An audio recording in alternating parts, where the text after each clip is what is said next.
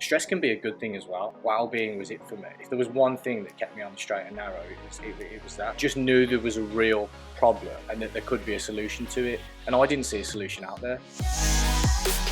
Matthew, thank you very much for coming down. Can you tell us a little bit about you and the Wellbeing Desk? Thanks for having me, mate. So the Wellbeing Desk, we are basically trying to take the guesswork out of workplace wellbeing. So we're a team of health and wellness experts. So we cover loads of different fundamental topics from sleep performance, gut health and nutrition. We cover stress management, burnout as well as a massive one, and also movement and things like desk ergonomics, physiotherapy. So yeah, Interesting. wellbeing in a nutshell. I think when we first met, I think the thing that I really liked about what you said about the Wellbeing Desk was it cuts the bullshit about the approach to wellbeing for companies. Yeah. And I think like wellbeing for companies at the moment, it's so confused with just so much stuff. So like, what are the things that you're finding at the moment about wellbeing? Yeah, I mean, for a long time now, it's been a bit of a tick box exercise for most companies. I think that over the last, from my experience anyway, the last 5 years, it's really come to the forefront, but not enough. So when you look at stuff like COVID, for example, as soon as that hit, everybody started talking about wellbeing. Yeah. It was like the number one priority. And people have been, talking about it for a number of years and trying to get it to the forefront. And I think now businesses are just starting to realise literally how much of an impact it can have when it's done right. And that looking after your employees or looking after your people is a huge return on investment. It's not just like something that we'll tick every month. We'll get to October and it'll be like Wellbeing Month for October. Yeah. Or, here's a cycle to work scheme. That's what it is. That's wellbeing ticked. And, a lot of organisations are seeing it as more of a strategic investment, which is good and what we're trying to push really. I think that's interesting because I think like when you refer to looking at like teams and managers, and I think like the way how people manage people is treat everyone as individuals. Yeah. But then like I think when you look at kind of like well-being, then it gets a whole kind of like blanket thrown over it, and it's like right, that's it, done. Yeah. I think your approach is really cool. Appreciate it. Yeah, we a big thing I suppose as to why I founded the company in the first place was I spent probably 8-9 years in like corporate world. So I did my degree in sport and exercise science and physiology, that sort of stuff, and then fell into corporate world, corporate HR. I did a little bit of recruitment, started managing large teams of up to 20 people. So I've got that experience of what it's like to work in a really stressful, high pressured environment. Yeah. And then ended up my last 2 years at HSBC, where I was head of resourcing for the UK. So pretty big role. Wow. But started to suffer myself. So I wasn't taking my own advice. I was chasing paychecks and success and trying to climb, the whatever corporate ladder I had in my mind was the one I needed to go down. And saw that there wasn't much done about it. There's a lot of emphasis on mindfulness. There's a lot of emphasis on mental health, and that is great, and it absolutely has its place for good well-being. But it's one-dimensional. It's just that's one part of a bigger puzzle. Yeah. And I'd always had a passion for my own health and well-being anyway. So from my degree, from my sporting life to, it was literally what sort of anchored me, kept me present. And it helped me at work as well. I think that was one of the biggest things as to why I did well in what I was doing. But it got to a point where I suppose I had like a bit of a mini life crisis at 30, but I was just like, do you know what? I want to do something I'm really passionate about. And I'm actually quite creative, although my experience doesn't lean to it. I always wanted to do something where I was passionate about. I could get up every day. I could love the message that I was trying to push. And what better place to do it in something where it's how I lived most of my life when I was like a young teen or in my early 20s. Mm. Well-being was it for me. If there was one thing that kept me on the straight and narrow, it was that. So that's where it all started. I think that's really interesting. I think like looking at well-being, and I think especially like you being like 9 years in kind of like a corporate role, how do you go from doing that? Because I suppose like when you're in a corporate role and you're doing it and you climb the ladder, I suppose it's so easy to just stick at it and keep doing it. Yeah. What was the moment that you was like, right, do you know what? I've had enough. Yeah. Good question. I don't think there was a specific like light bulb moment. I think it was brewing for a few years. I think what for me personally, and this is nothing against the companies that I worked for, because I loved working for all of them, but it was a case of it was something that was just brewing for probably 4 or 5 years. And Interesting. probably a bigger push was my own health was taking. I noticed my own health was taking a dive, and for me that was just like I was like, "What's going on here?" You could probably tell, but like I suffer from psoriasis, so it's like an inflammatory disease of the gut. It shows on the skin, but it's from your gut predominantly, and that is through like severe stress and burnout. Interesting. And whilst I was the sort of person where I was like, do you know what? I'll toughen this out. I'll be a #be a man, and I'll work as hard as I can, because I've always been hardworking anyway. It's just naturally in me. But when those signs started to come up over the last 4 or 5 years, when I was in like my mid to late 20s, I thought, do you know what? There's something wrong here. I'm going down the wrong path. And then also I could just see the same themes repeating themselves in different companies. I've only worked for 3 technically, but 3 companies over the last 8-9 years of my career. Wow. And 2 of them were under the same umbrella. Interesting. So, but when I moved every time I moved up in seniority or moved to a different position, I just saw the same things.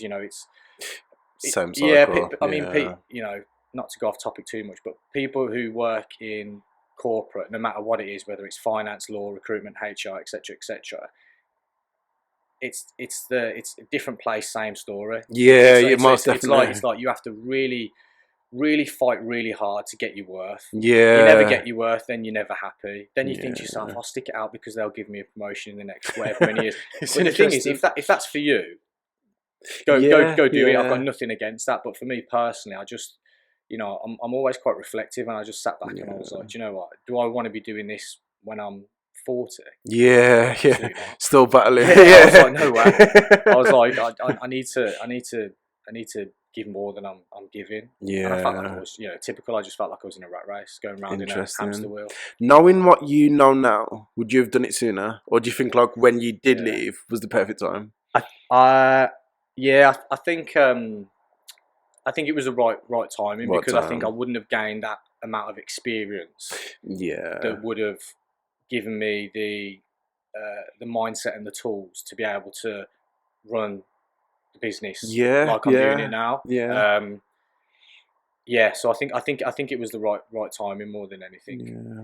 It's probably like that level of understanding and experience as well of just daily things that you had to do, such as like communication and just like dealing with politics and stuff. And I suppose all that's built up to allow you to. And when I was initially starting the brand out, and I'm thinking, what do I do? Where do I start? I've got literally a blank piece of paper, brand name, all that sort of stuff. And obviously things develop as you go along. But the one thing that I was really clear on was that, I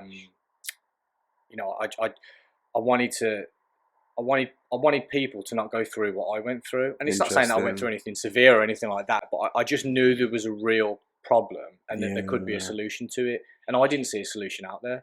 That's really interesting. I saw stuff like, and it's still there now, but, Vitality and Bupa Healthcare. And it's like, you only see it when there's a problem. It's not preventative, it's really reactive. And it's like, we'll deal with it when, excuse me, but shit hits the fan. Can I swear on this?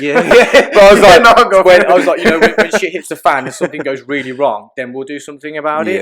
It's like, that's how you lose employees. That's how your retention is rubbish.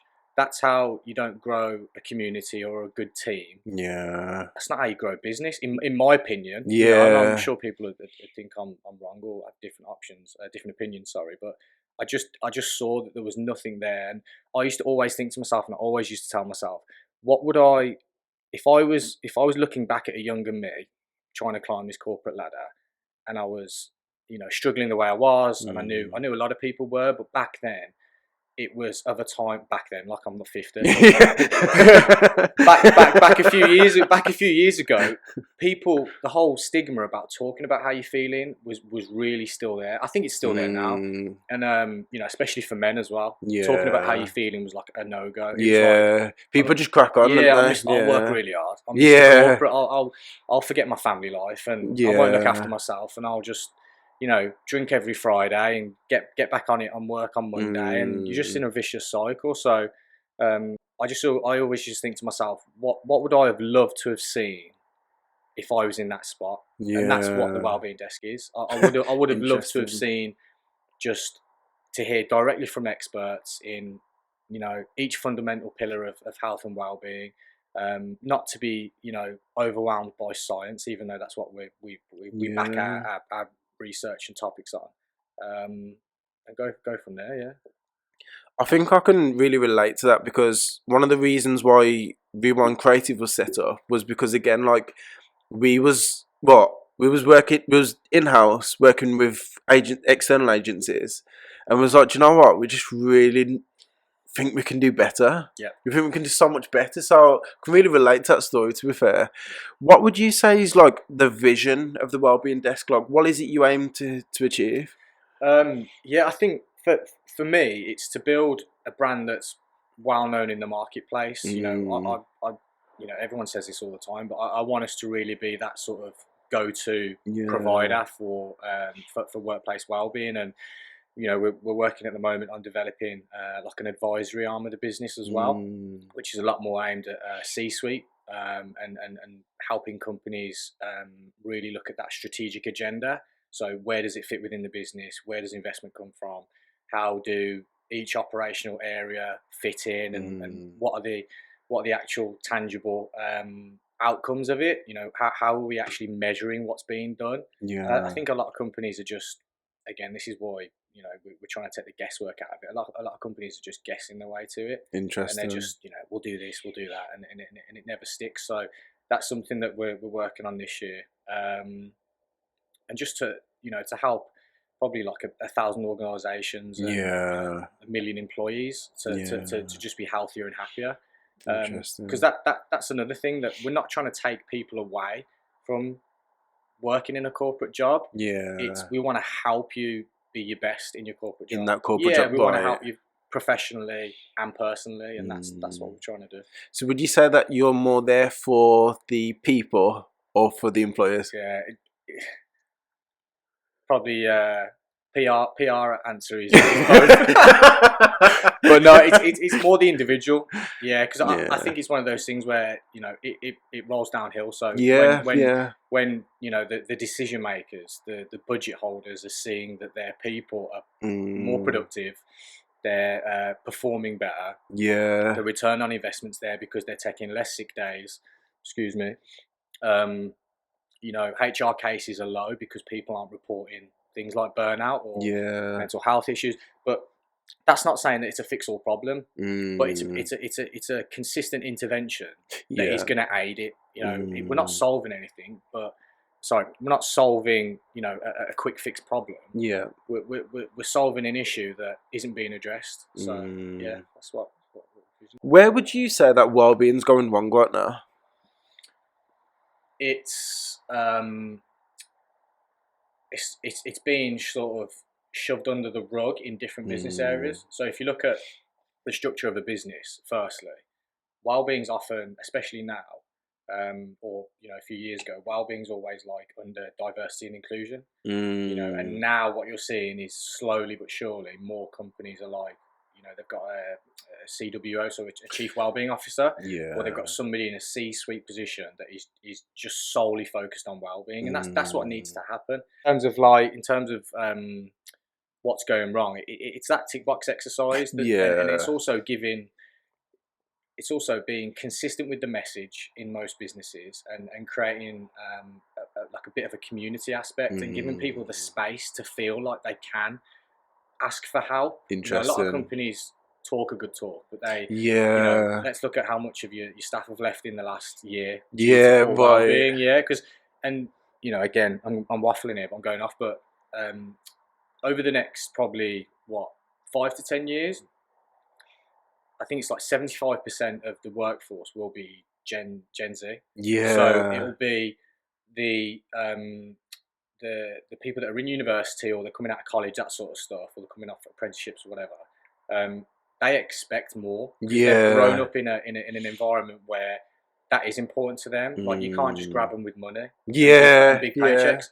And the other thing is, because there's so much more opportunity out there, companies have got to really think to themselves, if we don't step up here, again, just off the top of my head, but you've got like the cool companies like Google, Facebook, even big company like that people don't know, but like massive company in the Midlands as a hire is Aldi, and they do a massive piece of work with wellbeing and hiring. Companies are doing like the 4-day work week. So what I'm trying to say is that there's so much more opportunity out there. It's like dating. Like dating years ago. Yeah. You'd have to go to a bar to meet somebody. Stuck to location. Yeah. But now there's so much variety with the dating apps and things like that that people are really quick to end a relationship. Interesting. But it's just, but that's the way you've got to think about it. Because people, if that subsection of the community is not happy, and you're not ticking their boxes in terms of a good workplace environment, real well-being support, compensation and package almost comes like 5th on their list. It'd be like progression, autonomy, flexibility in work, well-being. Those are like 3 or 4 of the stars that they're looking for. And if they don't get it, many years ago you could be like, okay, well, here's a 6-figure salary. And I'll be like, I'm not interested. Because they know that it's not going to solve what they're trying to get, and they'll just leave and go to another company. That's it. I think it's interesting that you mentioned about Gen Z, because I think they're said to be like the most conscious generation of people, and so I do genuinely agree in that, like, the businesses offer to them needs to be so much more than just pay. Even things like flexibility, like what we've seen over the past couple of years, like, they don't want it, they demand it, and it's like they will just move. There's just, like you said, there's so much going on and so much option for that subsection of the community. So it's going to be interesting how the next few years pan out. But that's something that companies should be thinking about already. Most definitely. It's often said that prevention's better than the cure.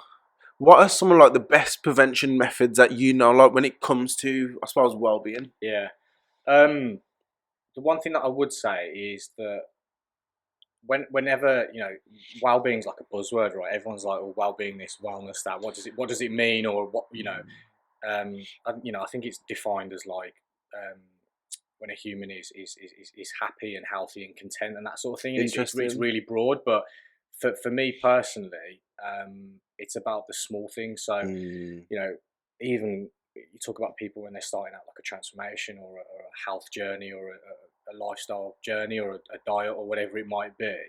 People always try and like build a wall straight away. They try and achieve like the biggest thing, and if they don't and they fall off the wagon, it's game over then, and then they don't stick to it, and there's no adherence and all that sort of stuff. So for me, it's just about that sort of that 1% rule. So what can individuals and obviously companies do that's just consistent, that's every single day, lay like a perfect brick.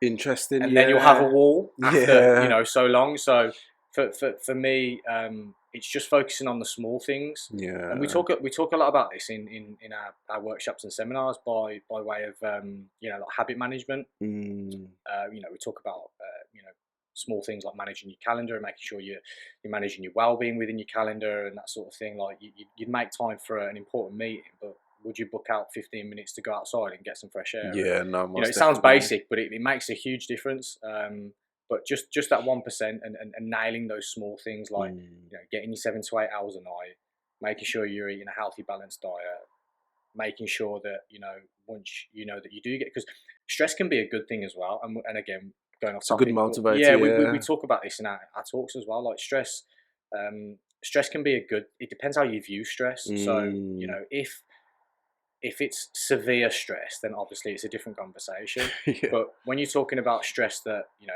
increases your adrenaline, and you're sort of firing on all cylinders, the way that you manage that or handle that can actually be a good thing. You know, it's that whole fight or flight syndrome. Yeah. That's where that elevated level of stress can be good. You know, when you talk about like peak performance for athletes, or when they're in the moment and they're stressed, it's the same when you've got like a, you know, a pitch meeting or a you know, you've got a really hard call to make, and you've got to speak to somebody, and you know, your heart rate starts going, you start necking the coffee and trying to level yourself out. But yeah, the small things done sustainably is what I'd say is the biggest thing. I've never looked at stress like that. I've always thought that stress is something that attacks me when there's loads happening.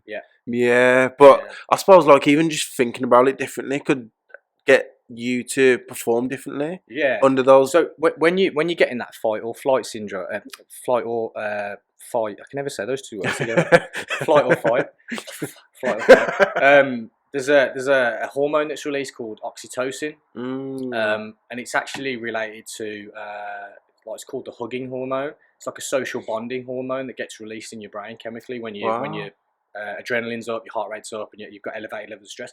But that's when it's a good element of stress, and you can use it to your advantage. You know, you ever had that moment where you think you're stressed and your heart's coming out your chest, but you're just holding it at the right point, and you're performing, and you're coping with it well, because obviously it makes you more alert, doesn't it? Yeah, so most definitely. You know, more receptive to information. You can, you know, respond quicker. You're more on the ball.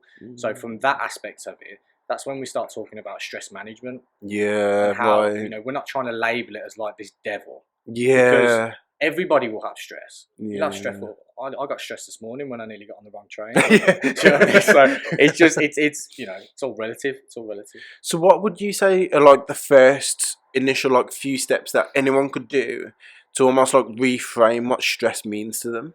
How do you do that? Yeah, I think the one thing that again we talk about a lot is it sounds really basic, but putting it into context. So you've got there's a behavioural model, a cognitive behavioural model called the circle of control, and it's basically, you imagine three circles overlapping each other. One circle says no control, one says some influence, and the other one says no control. And it's a psychological model where you can try and sort of again, can't really say this word. Is it compartmentalize? I can never say that. Oh, do you know what I mean? Yeah. So try and bucket those scenarios in those buckets. So interesting. You know, if it's something that you have literally no control over, there's nothing you can do about it. So again, it's easier than said than done. But why get stressed? Do you have any influence over it? If you do, then act on that influence within the boundaries, and you'll feel a sense of comfort that you've had some, because all humans want control, right? Subconsciously, we all want to feel like we control everything, and then when we don't, we get really stressed or we get really aggy.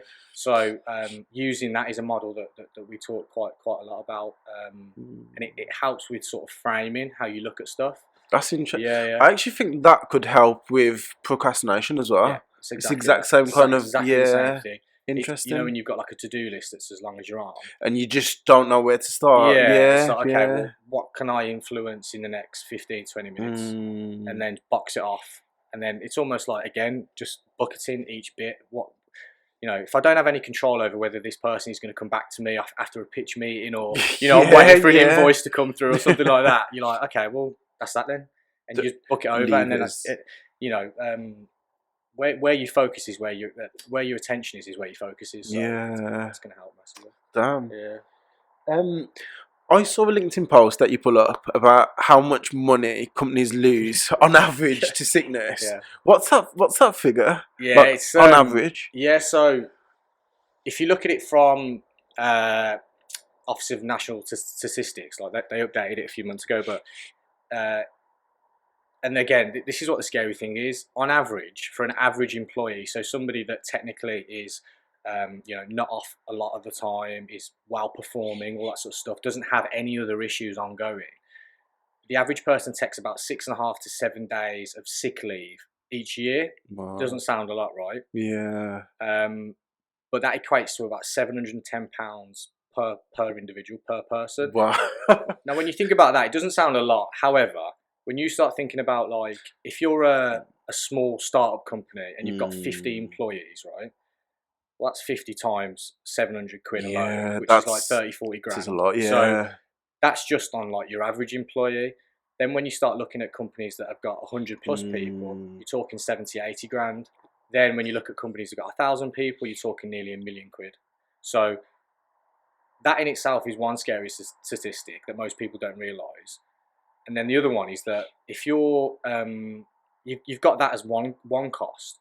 The other cost is the indirect and the productivity cost. So if you've got, you know, Bob and Jess, who are average employees and they're taking the 7 days off a year, that means that the rest of the team have got to take on their workload, which is around about a 10% decrease in performance and productivity, because they're going to take on more workload. They're then going to get stressed. They're then going to get burnt out. They're going to have more mental fatigue because they're doing So they're doing more. So that's going to have well-being concerns in itself. That's a cost again. I think that's an extra sort of 450, 500 per person. But then when you go down the list, it's just ridiculous when you start looking at things like rehiring. So if that person again, we're just talking average here, but if that person is still taking 7 days a year and they decide that it's not for them and they move on, the rehire costs or trying to hire somebody new is going to be thousands, and also the time spent trying to look for that person. Most definitely. So you can see the ball just rolling and gathering momentum. But the other indirect costs are things like, you know, the performance that we spoke about, productivity. You've got that other subsection of the workforce or employees that are statistically long-term ill. So people that have the biggest impact on sick leave is usually like musculoskeletal issues or like back pain problems, all that sort of stuff. Then you've got that subsection of people that have long-term illnesses, so whether they're suffering from anxiety, depression, all that. So you can see the scale is just crazy, right? When you break it down, and people don't realise the numbers. So when you talk about like what is the problem, that's the problem. And that's why, you know, at the Wellbeing Desk, we're trying to provide a solution that's sustainable. It's got a clear return on investment. You know, we're not going down the route of, and I make this really clear to a lot of people, and you know, God knows where the company goes, but I'm all for like technology and apps and all that sort of stuff. And, you know, Mind's great, Calm, all that stuff. But again, it's just that one side of mental health, and the undertaking or the usability of an app is really dependent on the individual.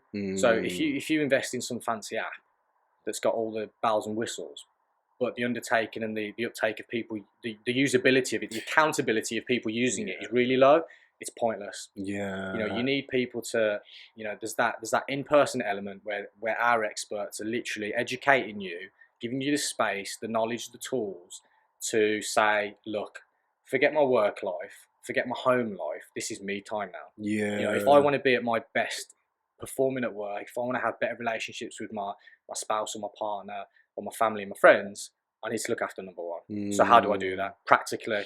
And it's not overwhelming them with science. It's like, wow, I can hear from an expert in sleep, or I can hear from a psychologist or a physiotherapist or a movement and yoga expert.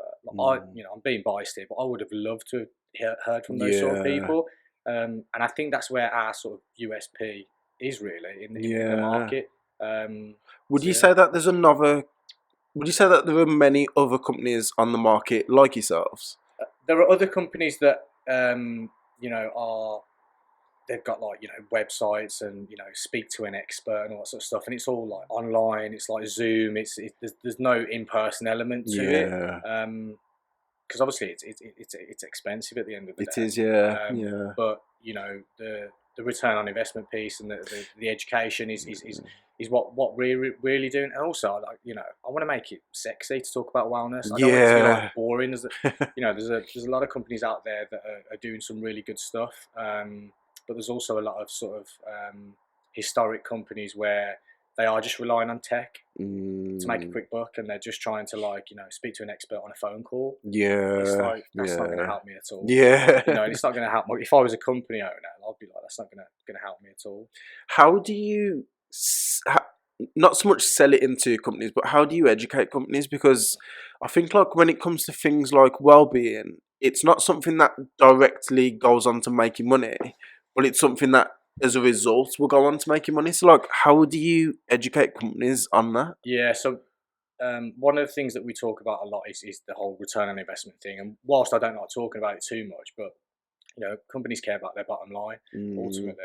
Um, so one of the things that we talk to them about is, you know, we really lay it out to them. We say, look, this is the current landscape. Yeah. We have consultations where we have a bit of a deep dive into the current state, and then also present it back to them and say, well, look, if you keep going on this trajectory, this is what it's going to cost you. And then as soon as they start to really create that image or that story, that narrative of like, wow, this is really hitting home, it's really powerful. Yeah. And then when we then, well, look, this is our solution, and this is what we can do, and this is what we've done with other companies, so you can see it works and that sort of thing. So that's where I guess our sort of pull is in the market.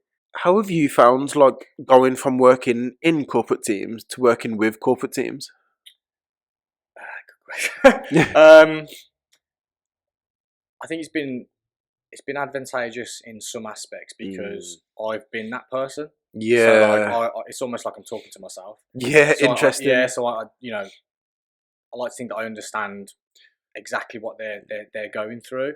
So I think that's really, really powerful, and I think that's, you know, what gives the Wellbeing Desk a bit of you know, a bit of an edge, because you know, I've lived that life, and a lot of people have, but I think, you know, I can really start pulling on their pain points and also understanding a bit more of the narrative to their story, which again is really, really powerful. So I suppose a lot of it then is down to, like, being relatable, from all the way from educating companies about the matter of the fact, all the way to, like, actually delivering the product. Yeah. So, like, what are some of the, like, the most frequent things that come out of those workshops, would you say? Yeah. So the usual stuff again is burnout. Burnout is massive. And yeah, again, it's that buzzword everyone's talking about, like, oh, burnout and all that sort of stuff. And you know, it when you sort of retrace it back, you start looking at, you know, again, the fundamentals of what we do. Like, are they, you know, their sleep is really poor. They're getting like 4 or 5 hours, and you know, they're drinking 5-6 cups of coffee every day. You know, they're going to Tesco at lunch for a meal deal.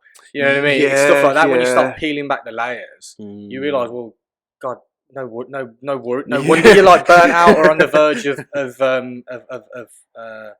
you know, not feeling great at all when you're at work. And you know, you've got to think about the other added pressures that individuals have. You know, nobody's the same, right? But you know, whether you've just had a newborn baby, you've got you know, you're starting your own company, you've got your own stresses, or you know, you've not got a great home life, and work is almost your escape. Yeah. Do you know what I mean? So that's definitely another thing that comes with it. But burnout is a massive one, and just realizing that you know, people actually want to feel good at work. And I know that sounds silly, but when a lot of people go to, you know, their day-to-day work, no matter what you do, and obviously there's different work sectors, but specifically talking about that sort of office-based environment,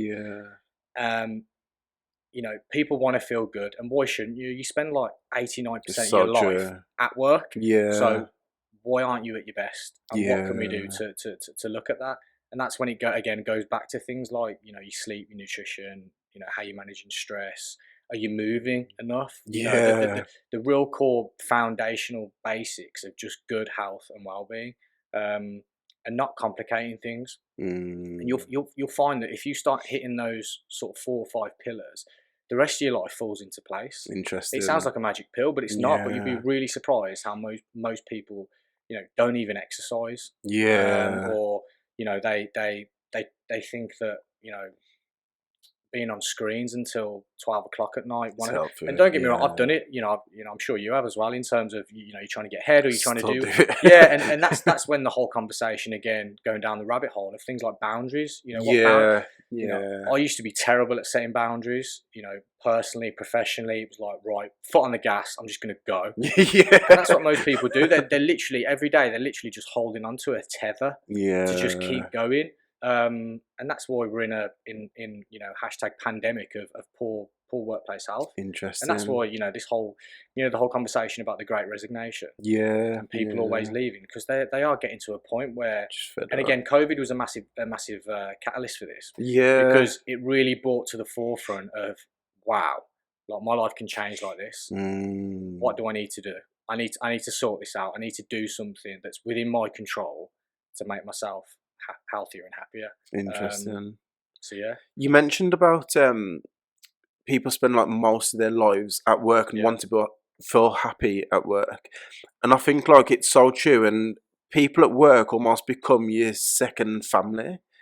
What would you say like some of the ways that people can help identify for their work family or their work people if they are going through like a bit of a stressful period or depression or? Yeah, I think talking is a massive one, but again, it's up to the individual because you've got to be really comfortable, or you've got to find something, and that's where that whole conversation of creating an environment from an employee perspective to give people the space to be able to talk about it. I remember, and I'm sure other people do, where you're in a really stressful work environment. You don't want to be seen to be weak. Yeah, you don't want to be like, I don't want to speak up and say, and again, it's changed a lot over the last 5 to 10 years, but to think about going to a manager back in the day and saying, look, I need a day off work because I'm just really I'm not feeling well mentally. I'm not quite there. No chance.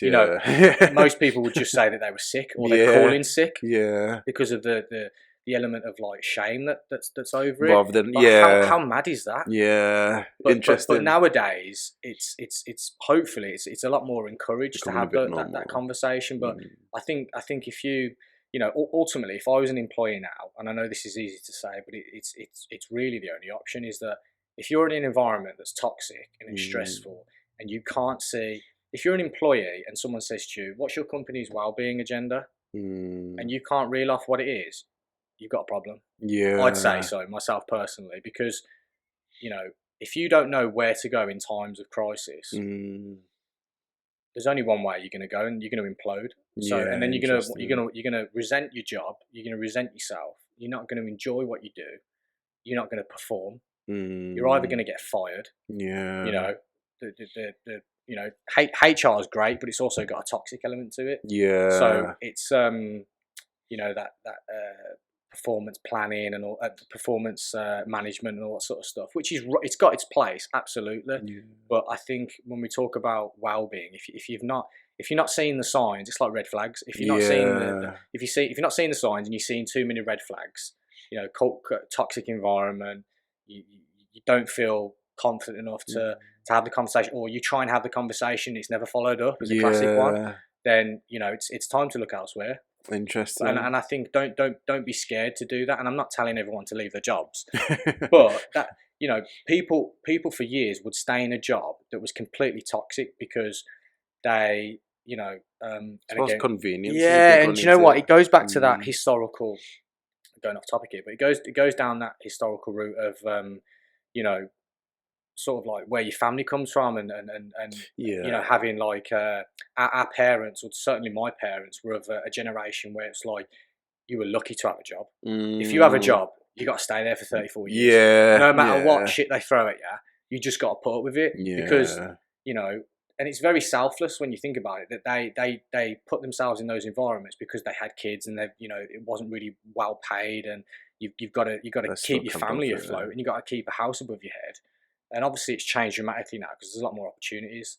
The one thing that really hit me was I think I was about 23, 24, and I was just starting out in my career, and I was getting paid more than my dad had ever earned working 40 years at the same company. That's insane. Yeah, and that's a big driver for me as to why I started the business and started like talking about better workplace environments. Because I know how much people struggle, and it's not nice. And it's not nice to feel trapped. And a lot of people do, and they don't have a lot of options. But I think nowadays the tide is turning, and the new generation and our generation and the ones that are coming up are aware that there is better out there, and you don't have to settle for toxic environments. And that the workplace is changing completely anyway. In terms of like the structure of a business, you can go work for a startup and you can go sit on beanbags all day, and you know what I mean. It's not necessarily sit at your desk for 12 hours a day and hammer the phone, or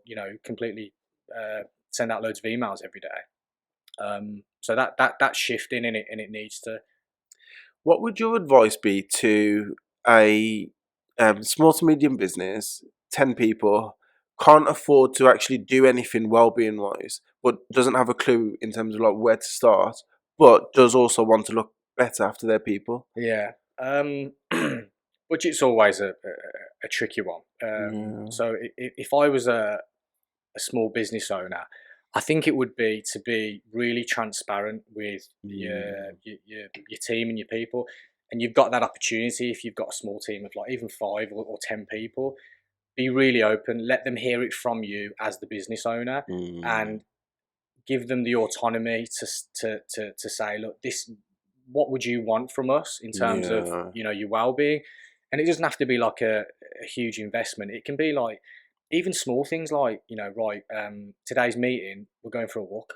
We're going to walk outside as a team. You're creating more of a community, you're creating more of a bond, you're creating more trust. That's all to do with well-being. It really is, because you're then creating an environment where people can feel like, one, they can be their authentic self, which is really hard to do. Everybody struggles with that. Everyone puts on this avatar when you go to work. Most definitely. Work avatar. I've been guilty of doing it myself. But small things like that, and then social activities, creating monthly agendas. And I think just laying it out and be really clear. Every 6 months we're going to have, this is our plan of attack. Forget money, forget turnover, forget revenue. This is all about you guys. What do you want to do? And those small things can be done really, really easily. And then what you'll find is you'll probably grow as a business. So they'll feel better. They won't have less sick days. Obviously, I'm just talking about one small element here, but in the grand scheme of things, they'll have less sick days. They'll be productive more. They'll have more energy. And then you'll make more revenue, and then you reinvest that money and you put it into like a bigger wellbeing strategy, and you just keep the ball rolling until you're at a point where you've got like hopefully an incredible company where. That's interesting. That's really interesting. You can do some magic. How about on the flip side to that then? So, corporate company, 200, 300, 400 people. How do they go and create a better and more sustainable wellbeing strategy?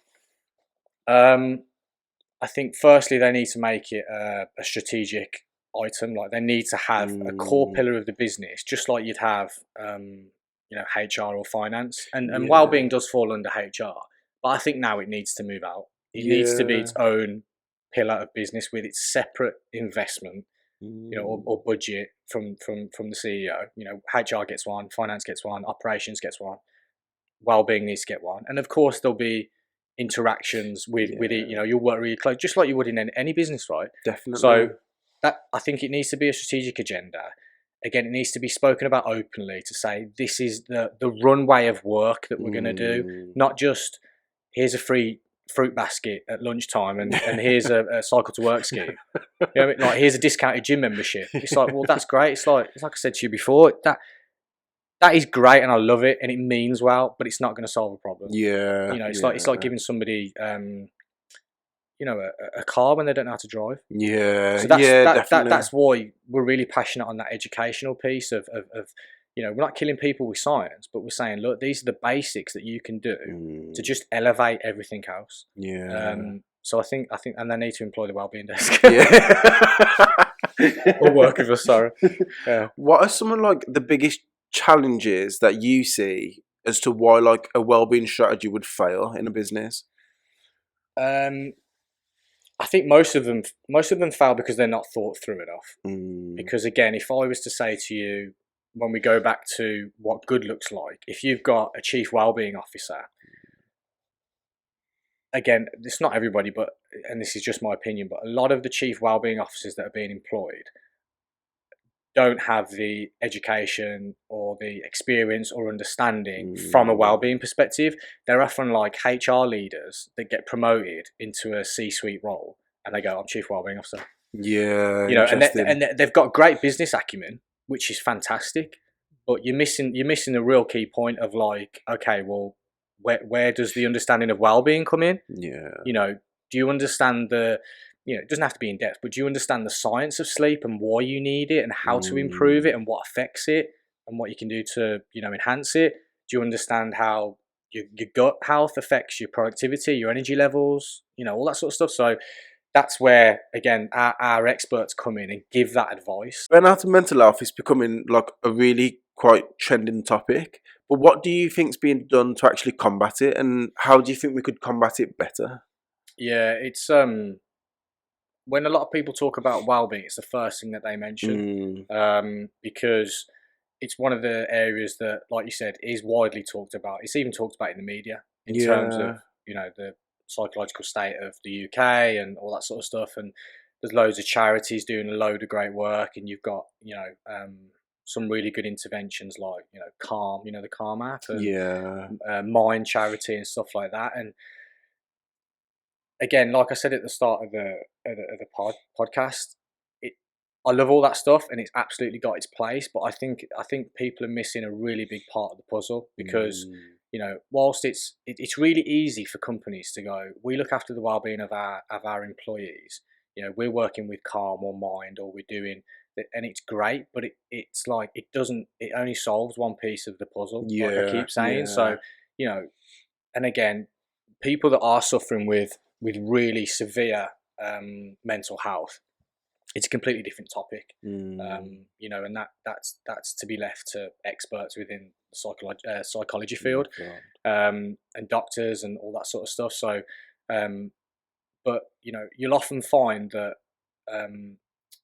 when you start to, you know, this isn't like a plaster over a knife wound analogy, but when you do start to look after the basics of your well-being, it can aid. It can't cure. And again, I don't like using the word cure, because you know, a lot of well, all mental health is classed as an illness, right? So and people can manage it day to day, or some people do, you know, on the spectrum, go through it and then, you know, find out that they're living a better life and through different means. But you know, by looking after your sleep, eating better, having better relationship with your partners, it can affect your psychological state, and you have, you know, better times, better moods, all that sort of stuff, and it can really decrease the levels of depression that you're experiencing. So that's why I say it's just one element of it. And I think it's, you know, from my experience, it's really easy for companies to say, we're doing a lot about well-being, we're working with Mind, and then that's it. It's like, that's not well-being. Like, that's just like, you know, it's just one element of a really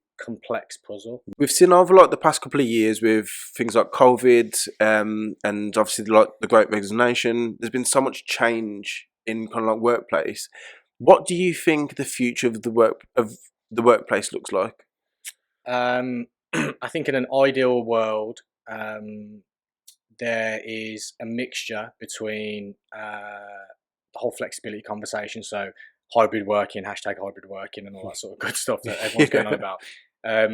Or hybrid workforce is a mixture. I think the office has a significant place still in the working environment, just from a community, just from a connection element. I think a lot of people still need that, because whilst working at home is great, and it works for some people, if they can work at home 4 or 5 days a week and still be productive and have more time to get up and have breakfast with their kids or take their kids to school, I'm all for that, and I think that's got its place.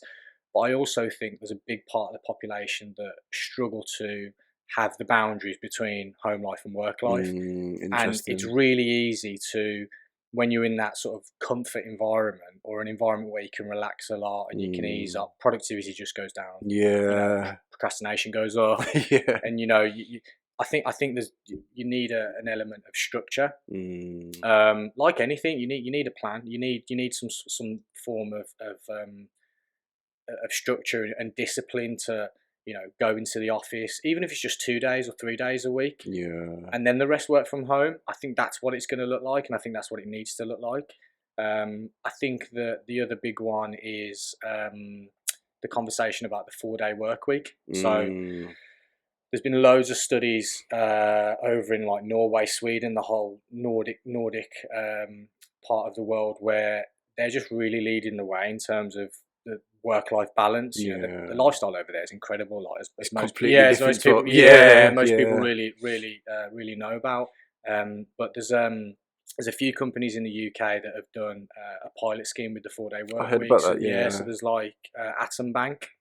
Have done one where they give people full pay, so 5 days worth of pay, or usual full pay, 100% full pay, but for 4 days a week, so they get a 3-day long weekend. Interesting. They've seen productivity go through the roof. I think it's increased by like 90%. Wow. They've had their application rate for new employees or attracting the best talent in the market has gone up by like 50-60%, which is ridiculous. And also people have actually, this is obviously through surveys that they've done, people are actually wanting to come to work. Interesting. Yeah, so there's more of a social need to be like, I actually love working here, which is then going to, again, increase productivity. Of course. Sick days have reduced. It's been, the findings from what they've done on that pilot scheme have been crazy. So there's a big push around that 4-day work week. Do you think that 4-day work week seems quite scary to some employers? Yes. Yeah. Because again, it's that systemic change that everyone's always talking about, that needs to come from the decision makers and the C-suite in most businesses, where getting rid of that archaic thought process of we've got to have people. Who said we need to have people 5 days a week? Where did that construct come from? You know what I mean? It's just, it's like it's mad when you start pulling it apart. But I think yes, to answer your question, yes, they are nervous because they immediately think, well, less days means less work, which means less revenue, which means less success, and all that sort of stuff. Yeah. But it's the complete flip side of it. It's like if you're giving people, when you look at it as well, if you really break down what people do day to day, do people really work 8 hours a day? Yeah, definitely. Probably work about 5. Yeah. When you just compound all the work done or what needs to be done, and that's when you start talking about like streamlining efficiencies within a business. And if you've got a happy employee is a very dangerous employee, and I mean that in a good way, as in like they're incredibly productive. They're driven to bring more solutions than they are problems, all that sort of stuff. So I think managers need to shift their mindset and start looking at that sort of thing, because it's going to be a game changer, I think. Interesting. Well, Matthew, thank you very much for coming down. No worries. If someone wants to pull up a chair, then how do they get in touch? So you can www.thewellbeingdesk.com, or you can grab us on most social media platforms, LinkedIn, and also info@thewellbeingdesk.com. Awesome. Thank you. No worries. Thanks, mate.